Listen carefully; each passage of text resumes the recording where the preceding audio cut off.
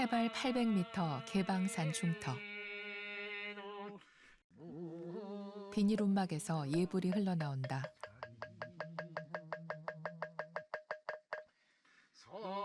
보농 스님과 자비거사. 두 사람은 이곳 개방산 노지에서 올겨울 동안거를 하고 있다. 이 탑의 주인공은 바로 자운당 성우 대율사. 한국 불교의 중흥율조로 추앙받는 대율사다. 그런 스님이 빛바랜 사진으로 야산의 돌탑에 모셔진 까닭은 무엇일까?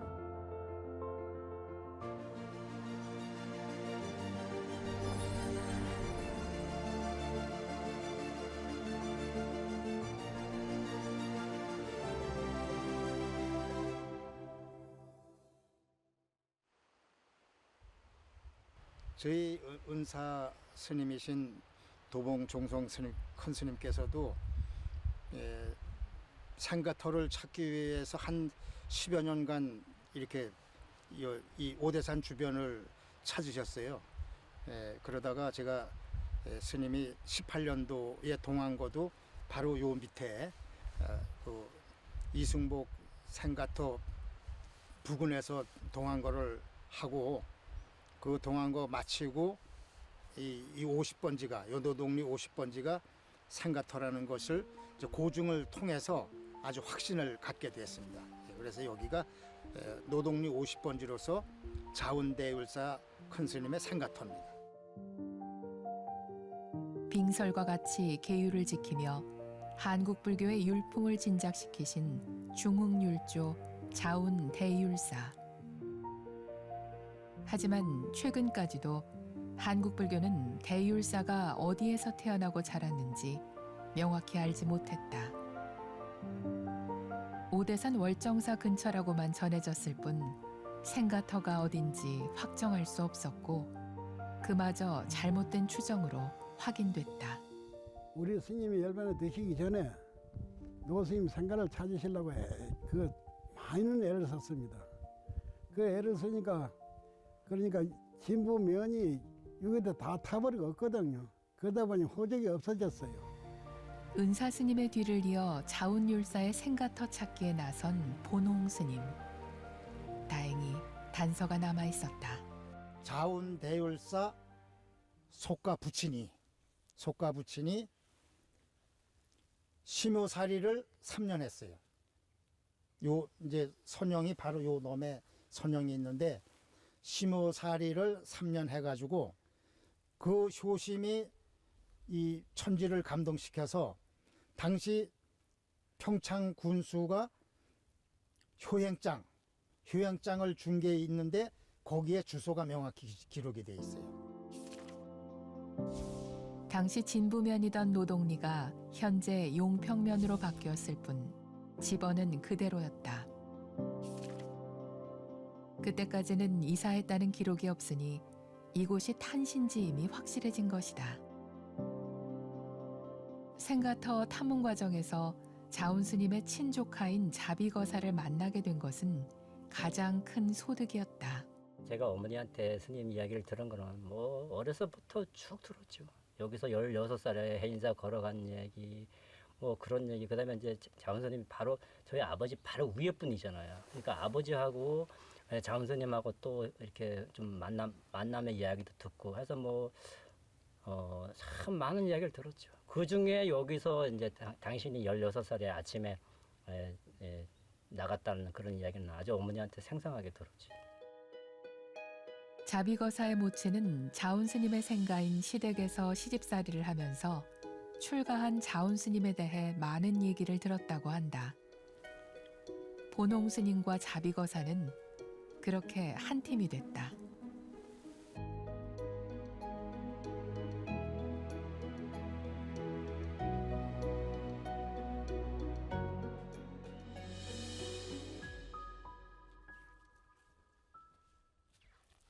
개방산의 하루 일과가 시작됐다. 두터운 작업복에 지게를 지고 한 손엔 묵직한 망치까지 들렸다.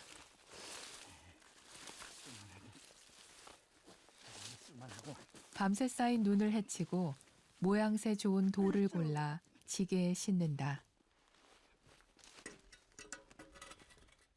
탑 쌓는데 각도와 방향이 있어서 면이 맞으면 쓸만한 돌이에요.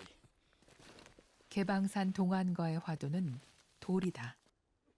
좋은 돌을 잘 골라서 오늘도 한 뼘쯤 탑을 올릴 수 있으면 그뿐.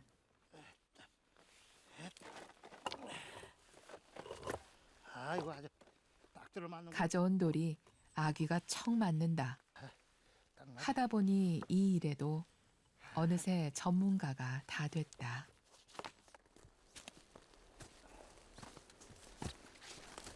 자비거사는 자잘한 돌멩이들을 긁어 모아서 등짐으로 져 나른다. 어디다 볼까요? 요쪽에다 보여요. 예, 알겠습니다. 탑의 몸속을 채우는 이 자갈들은 탑이 비바람에 쓰러지지 않도록 탑신을 지탱하는 역할을 하게 된다. 오늘도 한 뼘쯤 탑이 자랐다. 작년 11월 말 개방산. 동안거가 시작되는 첫날 스님의 석탑 쌓기도 시작됐다. 짧은 겨울해에 마음은 더 분주해진다. 신신과 원력을 좀 세워서 큰 스님 상가터를 좀 복원하면서 이거 유적지로 좀 조성을 해보겠다는 그 발언을 세우고 이렇게 동안거를 여기서 시작을 하게 됐습니다. 그래서 이 동안거를 기점으로 해서 유적지 조성 불사가 점화가 될 수 있도록 그렇게 신신과 원력을 가지고 기도에 임할 생각입니다. 스님은 100일 동안 2기의 탑을 완성하고자 원력을 세웠다. 숙련된 전문가가 아닌 스님이 특별한 장비도 없이 맨손으로 2기의 석탑을 완성하는 일. 결코 쉬운 일이 아니다. 하지만 어려울수록 발언은 간절해진다. 그래, 여기가 저 계곡이 깊고 산골이다 보니까 또 동절기구라서 해가 빨리 집니다. 뭐 오후 2시 반만 돼도 이렇게 그늘이지고 해가 지는데 정성을 들여서 석탑을 쌓는다고 하더라도 또 바쁜 마음에 혹여나 소홀히 놓은 돌이 하나하나 또 속속에 있지 않나 이걸 뒤돌아보게 됩니다. 그래서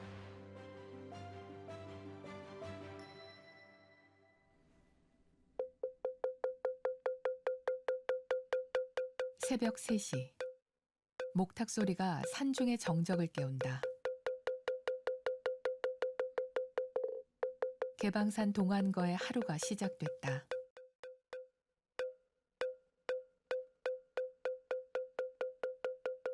보농 스님이 도량석을 도는 동안 움막에 남은 자비거사는 아침 예불을 준비한다.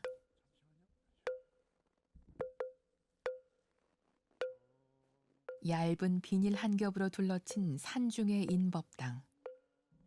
영하 수십 도를 오르내리는 한겨울 산중. 깨어있는 모든 시간이 고행이다. 자운대율사가 유소년 시절을 보낸 개방산 골짜기. 소년 자운의 발걸음이 한 번쯤은 스쳤을 그 길을 밟아 도량을 깨운다.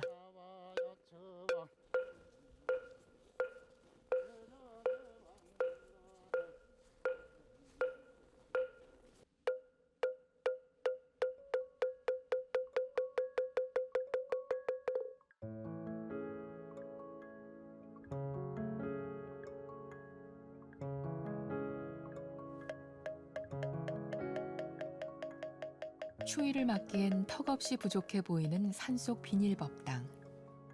하지만 예불을 모시는 마음은 한 가지다. 매사에 법답게. 그것이 자운율사의 삶이었다.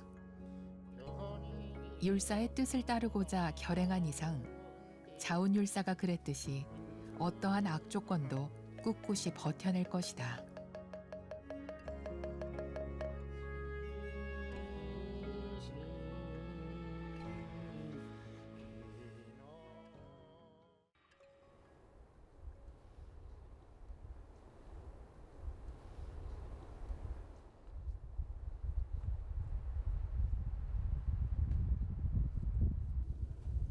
수북이 쌓인 잔설에 어제의 발자국은 벌써 지워졌다. 산중의 겨울은 그래서 늘 새로운 시작이다. 머지않아 겨울 눈이 녹으면 그 발자국 자리마다 파릇한 싹이 돋아날 것이다. 매일 나와서 얼음을 깨지만 시간이 지나면 다시 문을 닫아버린다. 그래서 더욱 청수답다. 개방선에서 아주 청정한 물이 내려와요. 그래서 저희가 동안거 아침 부처님 때 예불 올리는데 자문스님과 부처님께 이 청정 다기물을 매일매일 올리죠.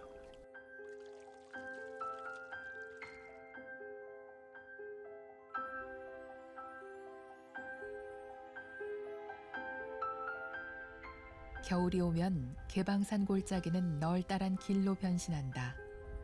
이 길 아래는 여전히 물이 흐르고 있다. 눈에 보이는 건 모양일 뿐 그 모양마저 항상하지 않아 삼라만상이 다 허상이라고 한다. 산상배구는 천년빈이요 산꼭대기로 흘러가는 저 신구름은 천년의 손님이요 반개유수는 만고금이로다. 얼음 속에 계곡물 소리가 쫄쫄쫄쫄 들리는 것은 만고의 검은고 소리로 들리면 됩니다. 100년 전 소년 자운이 뛰어놀았을 그 바위에 올라 화두를 참고한다. 수행이란 두텁게 계곡을 덮고 있는 얼음 속 물소리를 듣는 일이다. 눈을 뜨면 얼음이 보이지만 눈을 감으면 물소리가 들린다. 뜰 앞의 잣나무는 어떻게 큰 산을 덮었을까? 산골 소년 자우는 어떻게 한국 불교의 큰 산이 되었을까?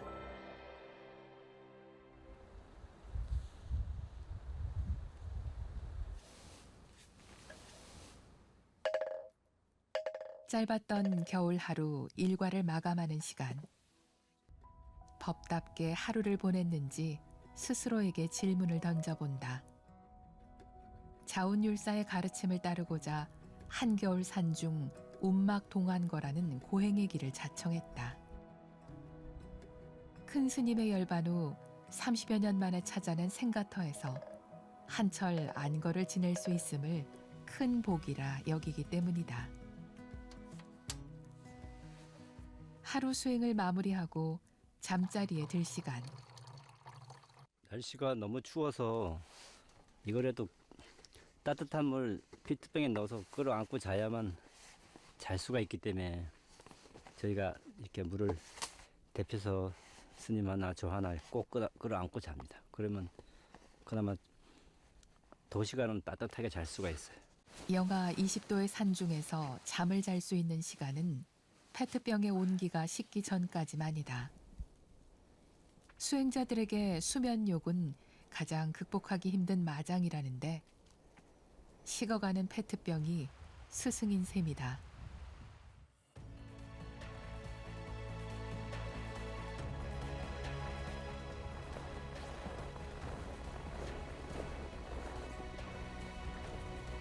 스님은 천기의 탑을 생가터 주변에 쌓을 계획이다. 간절한 기도 원력으로 돌 조각을 하나하나 쌓아 올린다면 부처님의 가피가 반드시 함께할 거라 믿기 때문이다.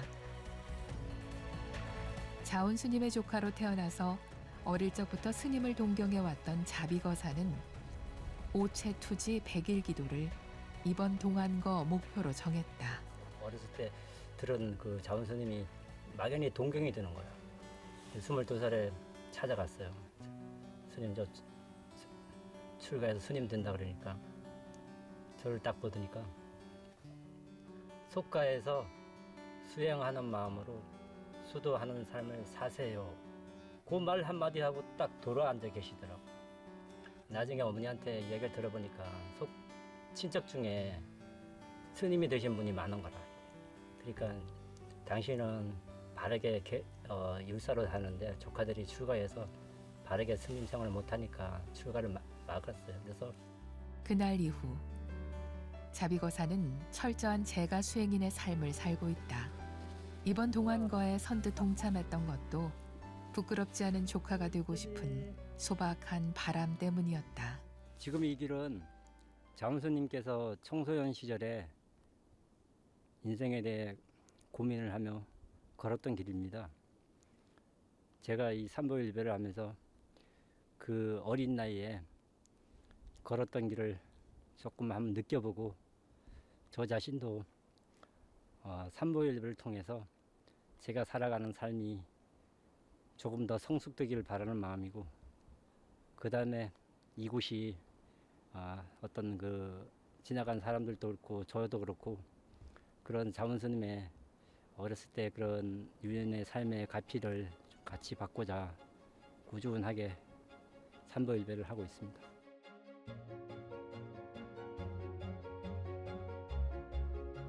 겨우내 산중을 덮고 있던 눈도 많이 녹았다. 개방산에도 봄이 오고 있다. 아무리 깊은 산속이라 해도 마음만 먹으면 언제든 편리한 장비를 부를 수 있는 세상이다. 하지만 스님은 처음부터 끝까지 다른 장비를 쓰지 않고 최대한 직접 손으로 쌓겠다는 생각이다. 스님에게 이번 탑쌓기는 동안거 100일 기도의 방편이자 수행의 과정인 까닭이다.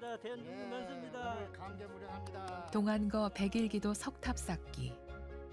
첫 번째 작품이 완성이 됐다. 이 중앙 석탑은 우리 자운대 유적지 조성에 있어서 처음으로 저희가 동안거 100일 기도 중에서 이걸 쌓기 때문에 아주 만대 유전이 될 수 있도록 그런 탑이 돼야 되겠고, 아주 뜻과 의미가 있는 그런 석탑이 되겠습니다.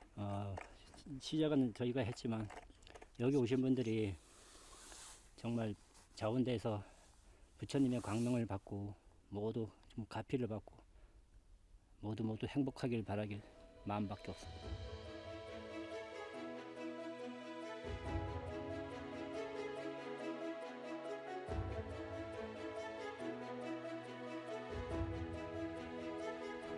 개방산 골짜기에도 봄이 찾아왔다.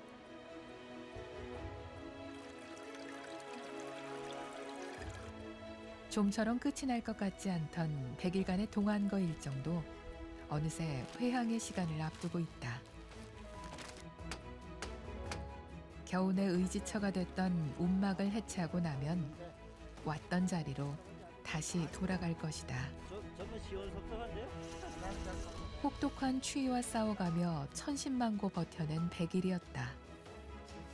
그런데 무슨 섭섭함이 더 남아있을까? 동안설에 참 세월도 빨리 갔어. 빨리 갔죠? 우리가 큰 스님의 행장에 비하면 이게 뭐 수행이라고 볼 게 없지. 조족지열이지. 아무것도 아니야. 네, 경자년 자운대 동안거는 뭐 각오는 하고 시작됐습니다마는 이 기도 정진하면서 또 탑을 쌓는 그런 정진이 같이 병행되는 바람에 많이 힘이 많이 들었습니다. 그래 중간에 이 겨울 중간에 소환대한 때 마이너스 30도를 내려갔어요. 그럴 때는 참 포기하고 싶은 생각이 몇 번 났댔어요. 그러나 이제 그거를 참고 견디고 탑을 쌓으면서 극복을 해서 오늘 휴양을 맞이하게 돼서 참 그 어느 동안거 기도보다도 감개가 무량합니다. 돌이 하나하나 모이다 보니까 하루아침에 조금씩 탑이 변형돼가는 모습을 보다 보니까 신심도 나고, 그 다음에 더 궁극적으로 탑 쌓는 게 수행이라는 것을 점차적으로 알게 되더라고요. 그래서 탑을 쌓으면서 나를 보고 또 자운대 율사 스님을 생각하고 또 우리 이웃을 생각하고 탑을 쌓으면서 참 흐뭇했어요. 오대산과 개방산 일대를 샅샅이 뒤져서 자운 스님의 생가터를 찾고 터를 고르고 100일 동안 석탑을 쌓았다.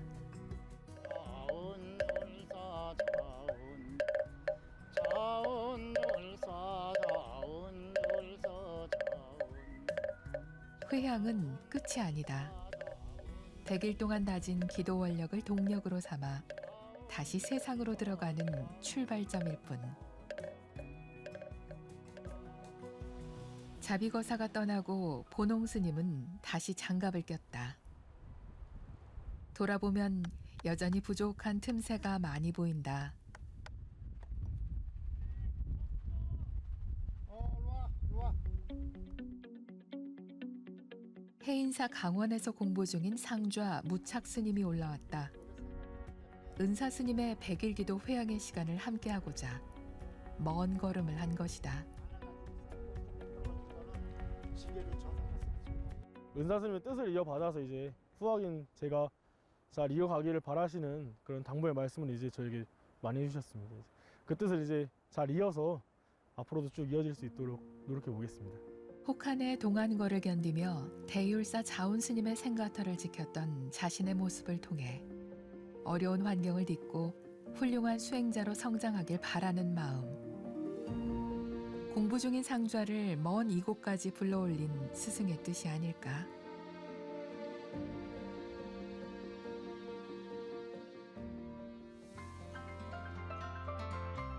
산 허리까지 파릇한 봄 기운이 올라왔다.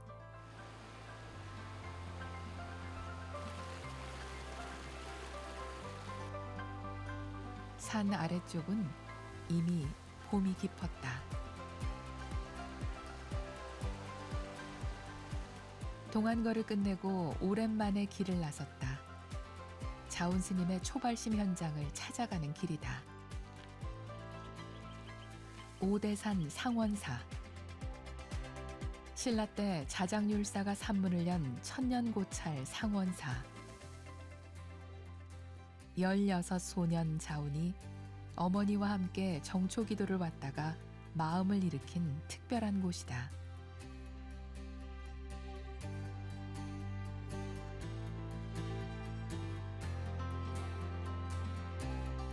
소년 자운은 이곳에서 해운 스님이 설하는 순치 황제 출가시 법문을 듣고 발심을 하게 된다. 100년 3만 6천 일이나 불급 승가 반일하니다. 이게 무슨 법문인 내용이냐 하면은 100년 동안 세월은 일수로 따지면 3만 6천 일이지만은 출가해서 한나절보다도 못하다. 그 내용인데 자운 대율사 큰 스님께서 이 법문을 듣고 이 상원사에서 출가를 하겠다는 큰 발심을 하셔서 출가를 하게 되신 도량입니다. 상원사를 다녀온 후 소년 자운의 마음속엔 오로지 출가밖에 없었다. 1년 뒤 출가의 뜻을 굳히고 상원사를 다시 찾았다. 하지만 해운 스님은 이미 해인사로 떠난 후였다.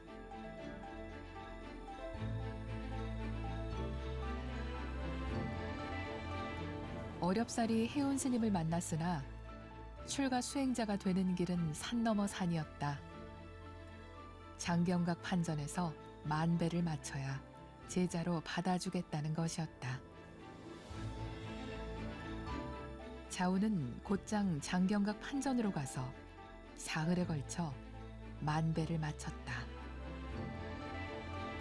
자운은 그렇게 삼이가 되었다. 삼이가 된 자운은 그동안 목말랐던 법의 갈증을 풀기 위해 밤낮으로 공부에 집중했다.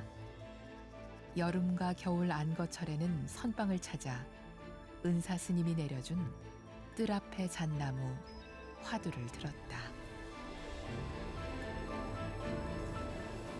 1934년 범어사 금강계단. 삼이 자운은 일본 경념율사로부터 비구계를 받았다. 출가한 지 7년. 이미 전국의 여러 선방을 돌며 수차례 안거 수행을 마친 후였다. 천축산 불영사 계곡. 예나 지금이나 험준하기 그지없다. 1935년 범어사에서 하한거를 마친 자운 스님은 발길을 불영사로 향했다. 불영사에서는 무너져가는 한국 불교를 바로 세우고자 뜻있는 스님들이 모여 천일결사를 도모하고 있었다. 아유, 스님 안녕하십니까. 이거 먼 길 오시느라고 너무 수고하셨습니다. 네. 자운 스님이 이곳에 머문 지 벌써 90여 년이 지났다.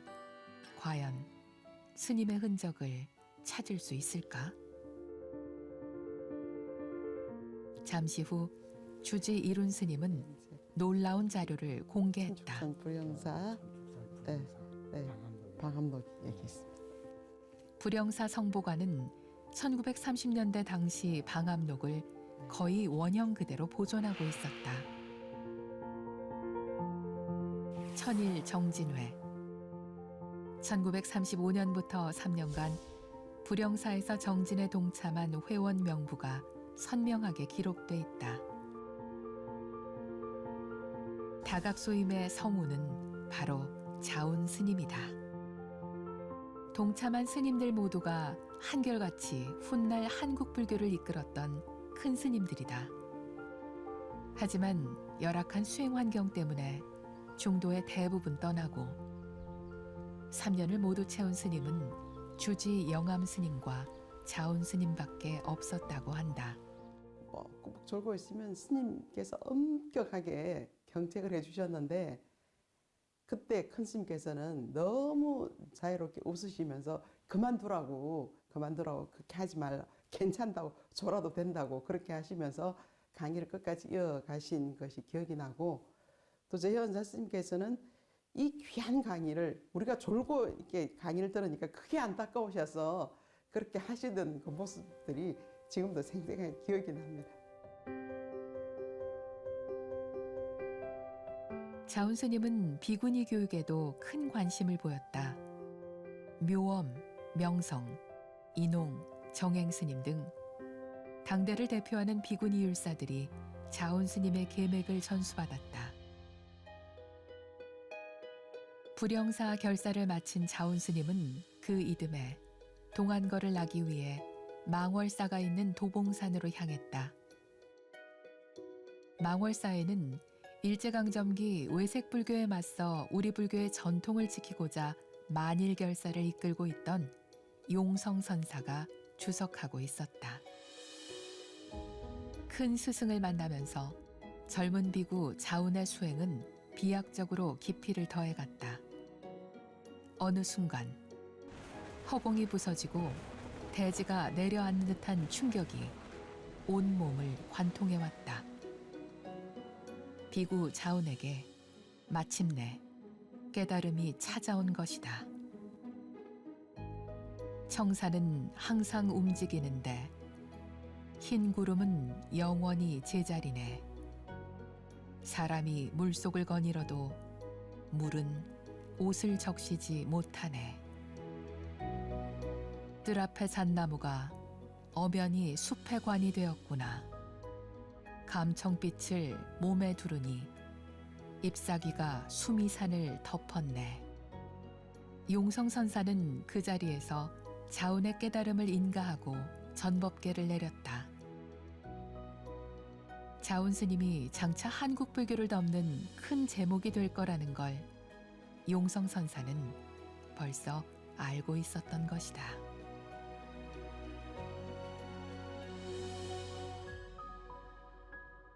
문수성지 오대산. 신라 때 자장율사가 부처님의 정골사리를 모신 정멸보궁이 자리하고 있다.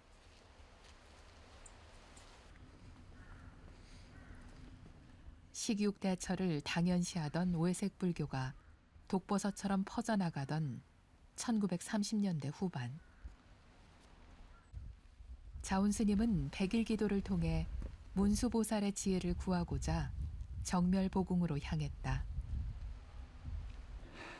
옛날 자운대율사 큰 스님 상존해서 여기 다닐 때는 뭐 지금 상상을 초월했죠. 험하기가 그 나무와 나무 사이 그 파인길로 다녔었기 때문에 지금은 뭐 그때에 비하면 고속도로죠. 정멸보궁 아래 사자암을 오르는데도 숨이 턱에 닿는다. 제대로 된 길도 없었을 자온스님 당시엔 이 길을 오르는 일 자체가 고행이었을 것이다.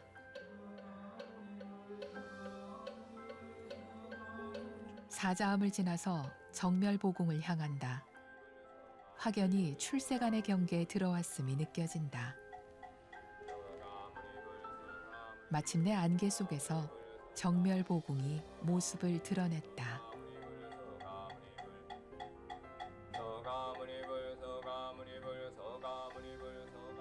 오대산은 문수보살의 상주처이다.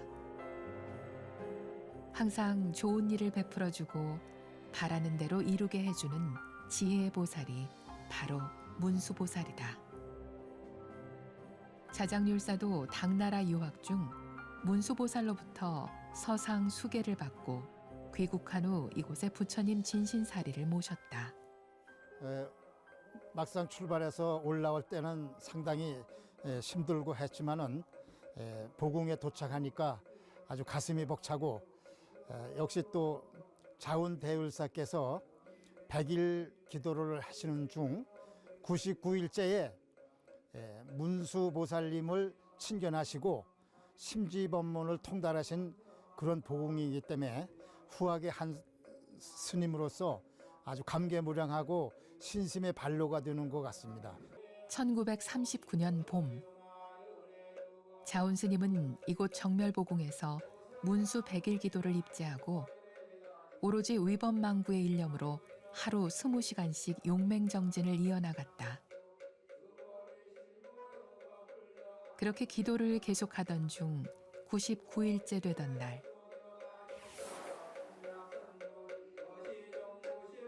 마침내 문수보살이 청사자를 타고 현현했다.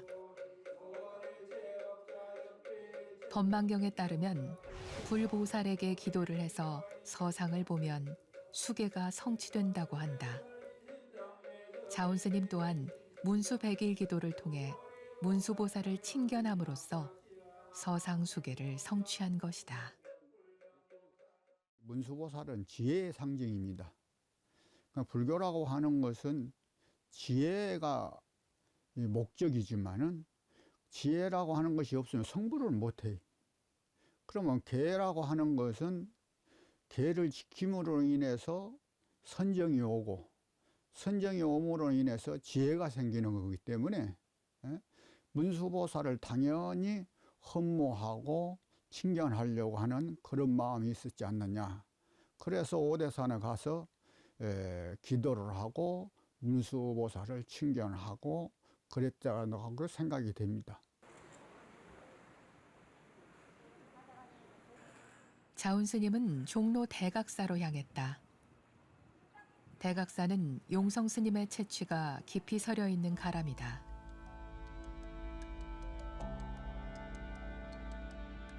대각사에 주석하는 동안 자운스님은 거의 매일 총독부 도서관으로 출근하다시피 했다. 그곳 열람실에서 오부율장을 모두 필사하는 등 훗날 한국 불교의 근간이 될 계본들이 연찬된 것이다.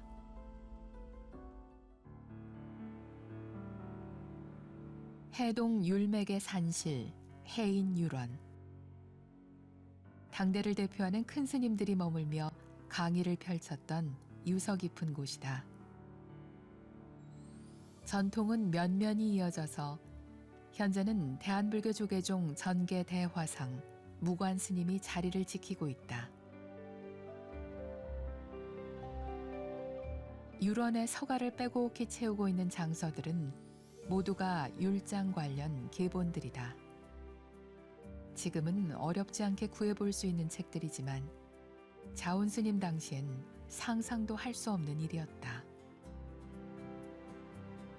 자운스님의 율맥을 이은 무관스님은 틈나는 대로 자운스님의 저작들을 살핀다. 그 행간엔 한국 불교를 생각하는 큰 스님의 간절한 발언이 깊이 스며 있기 때문이다. 문수는 지혜잖아요. 보현은 부처님의 실천 행위고, 그래서 문수에 관한 것들을 당신이 많이 했어요. 문수보살 현감, 그 다음에 이것도 문수성행록, 이런 것도 문수보살에 관한 부분을 노장님이, 그러니까 지혜에 관한 부분을 많이 생각을 하신 거예요. 자운 스님에게 계율은 궁극적으로 지혜를 얻기 위한 첫 관문이었다.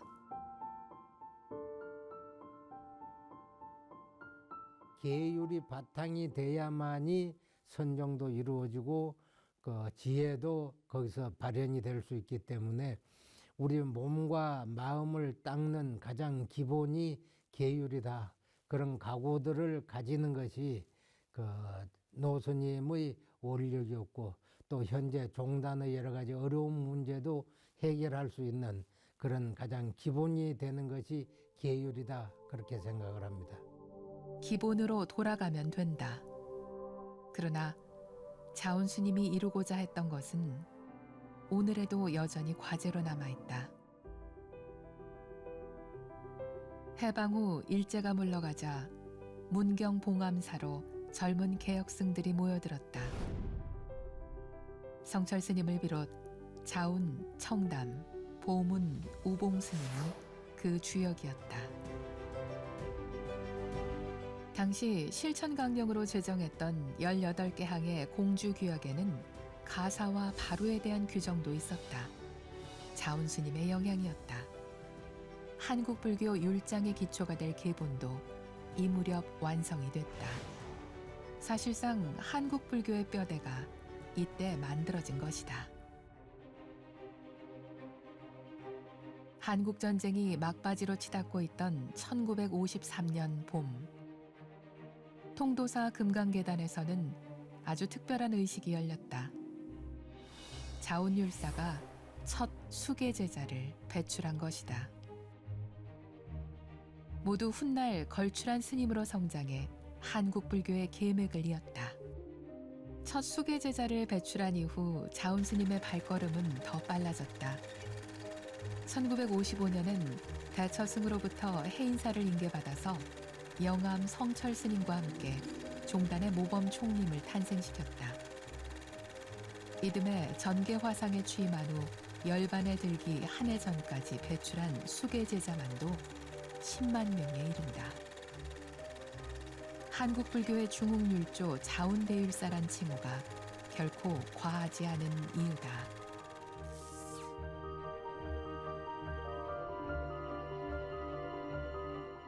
황명산 아래 자리한 부산 감노사. 안녕하십니까. 자운 스님이 열반에 드실 때까지 머물렀던 가람이다. 감노사에 머무는 동안 자운 스님은 매일 아미타불 10만 념과 아미타경 48편, 미타예경, 문수예찬 108배를 빠짐없이 했다고 한다. 이곳 삼천불전은 자운 스님이 한 달에 한 번씩 불자들과 함께 3000배 수행을 했던 전각이다. 온 바지라 다르마허리를 하루에 30만 독을 하는 분이야. 상상을 초월할 정도로 하는 분이야. 그리고 하루에 60예불을 하고 시간이 정해져 있어 아주. 어? 저녁에는 10시에 들어오시니까 내가 볼 때 4시간, 3시간밖에 안 주무셔. 그렇게 연부를 많이 해제끼거든. 새벽 2시에 꼭 일어나시면은 고성연불로 연부를 하십니다. 고성연불로 연부를 하시면서 하루에 10만도 이렇게 연부를 하시기 때문에 그분께서는 얼마만큼 정토신앙이 많으셨느냐, 깊었느냐 하는 것을 엿볼 수가 있고, 자운 스님은 개인적으로 정토신앙이 깊었을 뿐 아니라 불자들에게 알리는 일에도 매우 적극적이었다. 스님이 출판 보급한 많은 정토 관련 서적들도 그 일환이었다.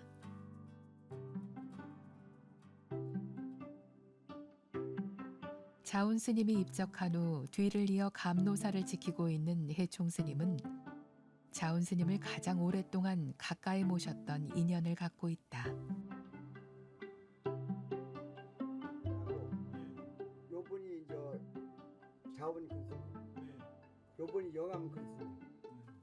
오래된 사진 속에 10대의 해총 스님, 40대 후반의 자운 스님이 보인다. 월하, 영암, 운어, 지관 스님 등 5, 60년대 종단 안정화의 주역들이 모두 함께한 귀한 기록이다.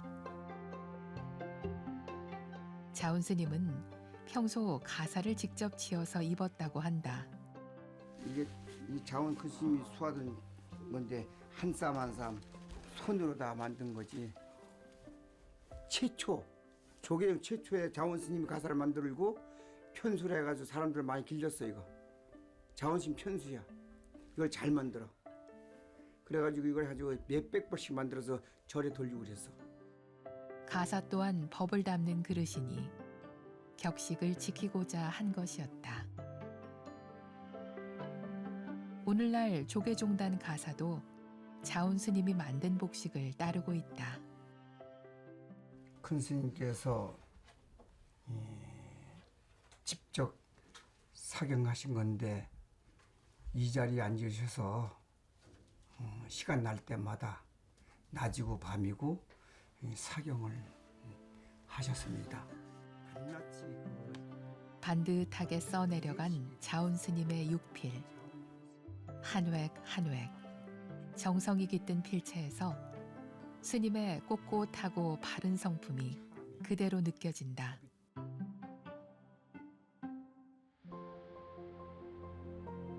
해인사 들머리, 해인 유런 아래 자리한 자운 스님의 사리탑. 해인사를 오가는 이들이 고개만 돌리면 바로 볼 수 있는 이곳에 사리탑을 모신 것도 스님의 경책을 늘 가까이 하고자 하는 후학들의 마음이었다. 한국 불교의 중흥조이신 자운대율사 큰 스님의 사리탑과 비를 참배해 보니 참 새로운 발심으로 수행을 해야 되겠다는 그런 그 원력도 또 쓰고 또 생가터인 평창군 용평면 노동리 50번지에 생가터 사리탑 봉안불사가 아주 원만히 이렇게 성취되기를 또 발언을 같이 했습니다. 보농 스님의 발길은 출가 본사인 홍제암을 향한다. 큰 스님의 생가터를 찾아 유적지 조성불사를 발언하게 된 인연이 시작된 곳이다. 홍제암 후원에 세워진 자운대율사 영각. 영각 안에는 자운대율사와 함께 상좌, 지관 대종사의 진영을 모셨다. 늦깎이로 불문에 들어 어려움도 많았지만 한 번도 이 길을 후회해 본 적이 없다. 그 이면에 자운문도라는 자부심도 한 몫을 하고 있을 것이다. 1991년 10월 30일 제12회 단일계단 수계살림이 범어사 금강계단에서 봉행됐다. 법회가 끝나갈 무렵 자운율사가 단상에 올라 무겁게 입을 열었다. 금년 말이나 내년 초에 금생의 본연이 끝날 것입니다. 그러니 오늘부로 종단 단일계단의 단주를 사퇴하겠습니다. 이 무렵 스님은 스스로 사바세계를 떠날 날을 예정하고 모든 준비를 마친 상태였던 것 같다. 야, 나 지금 가도 되겠지? 웃으면서 그러시는 거야. 그래서 내가 스님, 언제 내가 허락받고 왔다 갔다 하셨습니까? 스님 가시고 싶으면 가시고 오시고 싶으면 오십시오 하고 답을 하니까 자원 큰 스님이 웃으시면서 야 해총아, 선빵 심내는 해제 냉겨놓고 용맹정진한다고 바쁘시고 각절 조지신녀들은 정초기도 한다고 바쁘고 신도는 정초기도 한다고 절에 다니기 바쁜데 내까지 바쁘게 해줘서 되겠는가? 그런데 10시가 다 됐는데 내가 이제 품에 안겨서 내가 무릎에다가 자은 노스님을 얼굴을 묻고 내가 이렇게 이제 얼굴을 이제 하면서 손을 만지면서 스님 지금은 주무시면 안 되는데 그러니까는 나를 쳐다보더니 바지라 다르마 허리를 3번 하시는 거야. 내가 그때 딱 무릎에서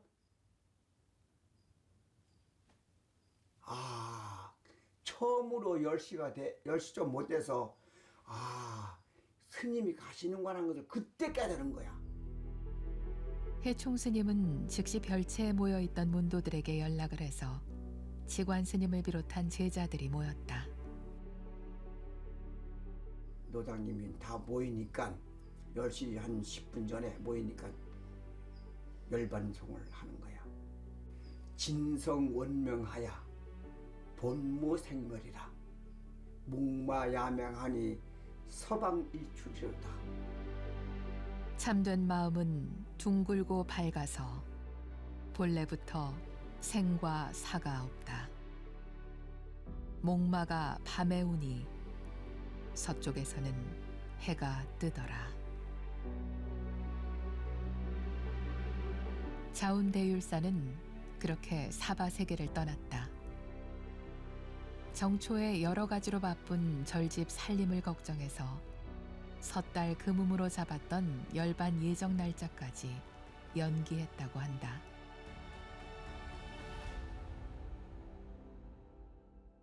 침묵에 잠겨있던 개방산이 모처럼 활기를 찾았다. 오늘은 자운대율사 상로스님 탄신 110주년 달해제를 생가터에서 처음으로 올리는 날이기 때문에 새벽부터 많이 바빴습니다.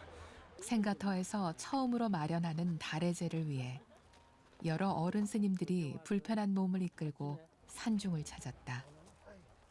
손상좌 종성 스님과 전계대화상 무관 스님, 감노사 해총 스님도 이곳 강원도 산중까지 먼 걸음을 했다. 오늘은 역사적인 날입니다. 한국 불교의 중흥과 계율의 중흥조이신 자운당 성우대율사께서 태어나신 바로 이곳 평창군 용평면 노동리 50번지 생가터에서 자운대율사 탄신 110주년 달해제를 모시는 날이기 때문입니다. 자운대율사는 이렇게 해서 다시 사바세계에 나투셨다. 극락세계에 온 것 같습니다. 자원 큰 스님께서도 지금 극락세계에 계시는데 아마 오늘은 잠시 오셨으리라고 생각이 들고 저의 소원을 다 푸른 것 같아서 너무나 감사합니다. 이번에 노스님의 대를 위해서 제가 계단에 단주가 돼서 특별히 노스님의 생신 달해제에 와서 이와 같은 기념을 같이 하게 돼서 저 개인적으로도 영광이고 그렇습니다. 우리 스님은 상자인데도 못 이뤘고 우리는 손자들인데도 그걸 못 이뤘는데 소위 말하면 정손자가 그걸 이뤄주신 건 너무 감사하고 이런 말할 수 없죠. 현대 한국 불교는 자운대율사가 다져놓은 엄정한 계율 위에 서 있다. 지혜의 문이 선정이라면 선정의 문은 바로 계율이다. 계가 없으면 깨달음도 없다. 오늘 우리가 자운율사를 특별히 기억해야 할 이유가 바로 여기에 있다. 일생 동안 계율을 지키면서 오불식 하시고 그렇게 사셨지만은 일체 중생들을 위해서는 참으로 자비보살이었다. 이 시대의 조장부다. 사람을 족소족소에 써서 그 일이 완성될 수 있도록 도와주는 분. 자비의 보살. 또 이 인행의 보살, 수행의 보살,